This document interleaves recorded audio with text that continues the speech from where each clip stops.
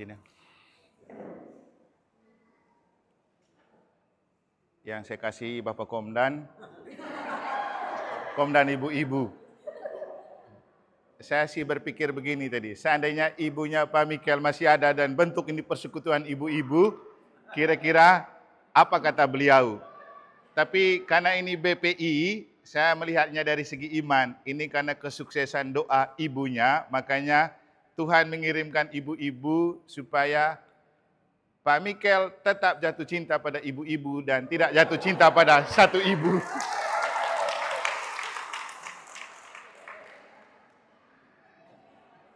Apalagi tadi ada kata-kata begini dari Pak Mikel. Mereka ini ibu-ibu yang tidak tergantung pada bapak-bapak. Tapi saya lalu jadi kasihan bapak-bapak yang tergantung terus. Karena ibu-ibu sudah tidak bergantung lagi pada bapak-bapak. Oke, para ibu terkasih, kan di luar itu ada bahasa begini. Di balik suami yang sukses, ada ibu yang hebat. Juga bisa kita bilang gini, di balik gereja yang sukses, ada ibu-ibu yang hebat-hebat. Nah, tepuk tangan dulu untuk kamu. Yang berikutnya, kenapa kamu dibilang hebat untuk mensukseskan gereja? Karena realita menunjukkan bahwa kalau untuk keamanan, yang semangat jadi keamanan ibu-ibu. Dan selama saya ada di sini, yang saya perhatikan, kalau lektor misa pagi pun ibu-ibu. Saya rindu itu satu kali misa pagi lektornya bapak-bapak atau laki-laki. Coba kamu perhatikan, tidak ada. Saya kalau jadi bapak-bapak dan laki-laki di Paroki Mataram, malunya minta ampun. Lihat, yang angkat lagu, bahkan angkat mazmur dan lektor misa harian selalu ibu-ibu. Mungkin karena memang, bukan mungkin, karena memang kita punya pelindung itu Ibu Maria. Makanya ibu-ibu lebih dibiarkan berperan. Lebih baik kamu berperan untuk pelayanan seperti begini ya, daripada isi sendiri. Terus kamu tidak usah berpikir kamu tidak masuk di DPP. Tidak perlu juga ada di dalam, karena kalau betul baca di kitab suci, ibu-ibu itu tidak masuk di para rasul, tapi orang yang paling banyak bekerja itu bukan para rasul, tapi ibu-ibu. Maria Magdalena, Maria segala macam Maria di depannya itu bukan para rasul, tapi mereka itu selalu mensupport para rasul dengan apa yang mereka punya. Jadi ibu-ibu juga mensupport apa yang ada di DPP. Karena DPP ini hanya nama juga ya. Tapi semoga ke depan kita saling mensupport. Yang berikutnya, Romosi melihat kamu pakai merah semua ini. Tadi saya pikir lihat Ibu Ririn pakai merah mungkin kebetulan. Lihat lagi mamanya Revi merah lagi. Lihat lagi ibunya Padwi merah lagi. Lihat semuanya merah-merah dari baju sampai ke bibir. Lalu saya sudah pakai baju biru tadi itu karena begini. Saya mau pakai biru karena itu sudah yang ada di paling atas di tempat baju-baju saya. Begitu saya pergi ke kamar makan, lihat Romo Cece pakai baju lain tadi dia, baju biru juga. Terus ketika lihat frater sudah merah. Ternyata ini pasti seragam ibu-ibu nih merah-merah.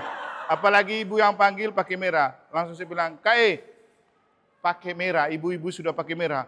Ternyata Romo Cece pergi ganti, lihat dia sudah merah ini. Lalu setelah lihat Romo Cece pakai merah, kan dia walaupun saya pastor paroki, dia tetap kakak. Saya ikut sudah teladannya dia. Lalu saya ganti pakai baju merah. Dan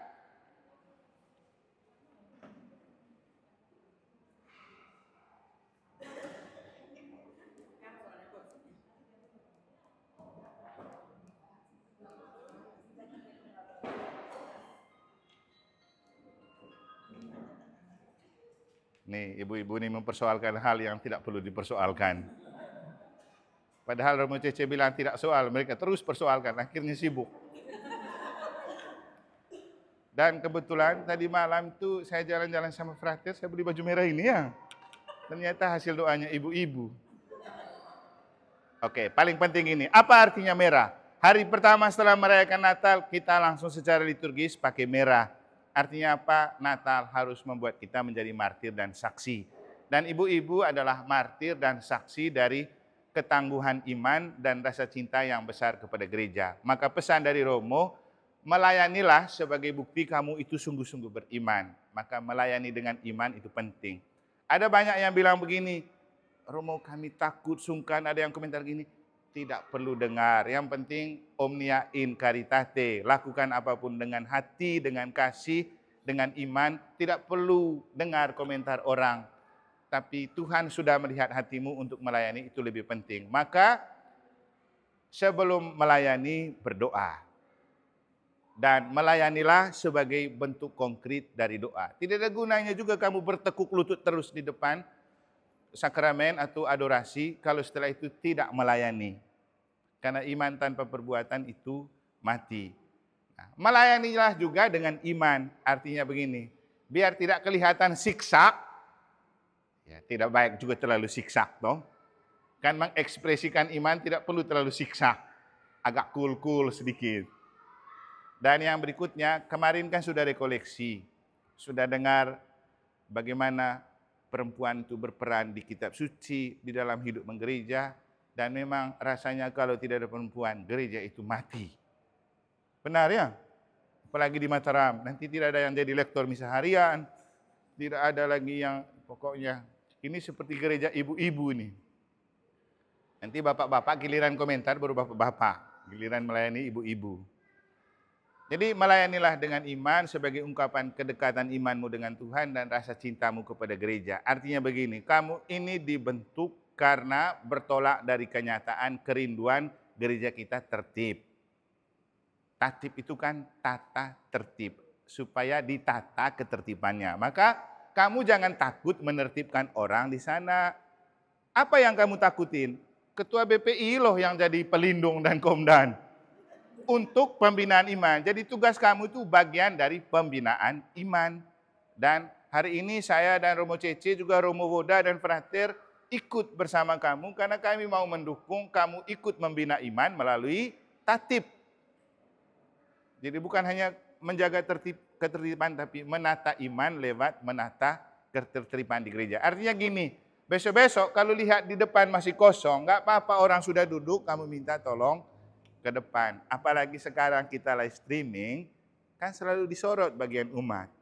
Masa kita tampakkan ke publik bahwa kita itu umat di Mataram lebih suka duduk di belakang daripada di depan. Padahal bisa jadi loh begini, dulu ada orang yang semangat untuk sumbang bangun gereja kita, karena mereka pingin gerejanya besar karena umatnya banyak. Apalagi Lombok ini sama dengan teman-teman mayoritas. Tapi dengan mereka sumbang banyak, bangun gereja besar, supaya kelihatan bahwa kita itu memang bersemangat untuk hidup menggereja dan ke gereja. Jangan lagi duduk di belakang. Biar kita tunjukkan kepada orang, ini loh yang kamu sumbang untuk bangun gereja besar ini. Kami semangat duduk di depan. Dan itu kan tidak enak Romo sampaikan terus. Tidak enak juga Pak Michael dan teman-teman lain sampaikan. Itulah tatib. Kamu memang nggak apa-apa di dalam gereja demi mengatur dan menata ketertiban, itu tidak berdosa. Ya, jadi besok-besok tidak usah takut kalau dia ini, ya memang tidak usah dipaksakan, tapi kalau bisa diarahkan ke depan. Itu saja harapan dari Romo, bukan hanya kita pakai baju merah, tapi jadilah saksi iman dan rasa cinta untuk gereja lewat pemberian diri dalam tatib. Selamat merayakan Natal dan Tahun Baru, tetap menyala ibu-ibu. Sekian dan terima kasih. Ya. Mereka tidak bergantung pada bapak-bapak, tapi mereka lebih milih untuk mandiri dan luar melayani. Terima kasih. Ngeri komdan ibu-ibu. Jadi komdan ibu.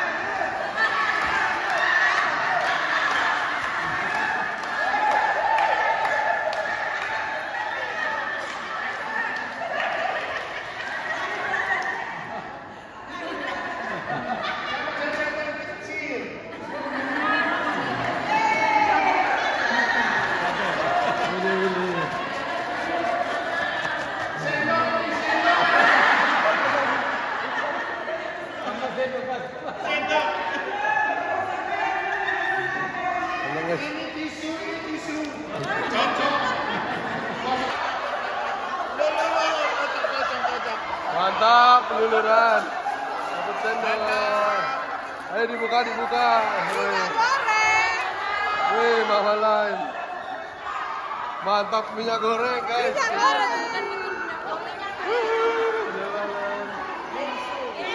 Mantap. Dapat apa itu? Dapat botol. Coba ini dong kamu. Ada dalam. Ya benar ya. Luar biasa ya. Dapat apa itu? Wih, mantap. Wih, dapat.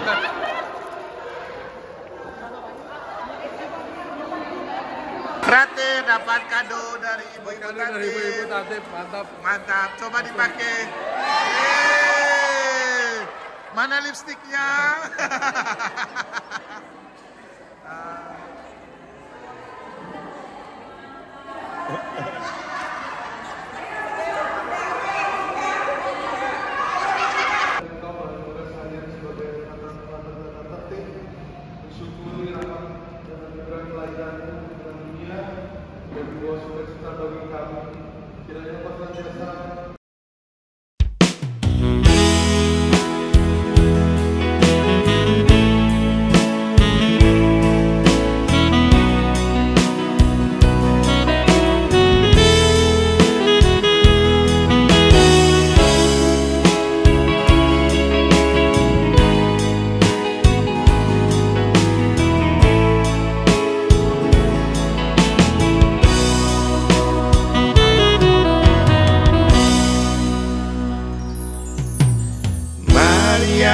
Ibu kaum beriman, dipilih Allah untuk menjadi terpuji di antara wanita. Hatinya terbuka pada kehendak Allah, dengan abdikan rahimnya bagi sang putra Allah. Maria, ibu kaum beriman, menjadi ratu para imam, membalut hati para imam. Dalam hati sang buah hati Yesus Kristus.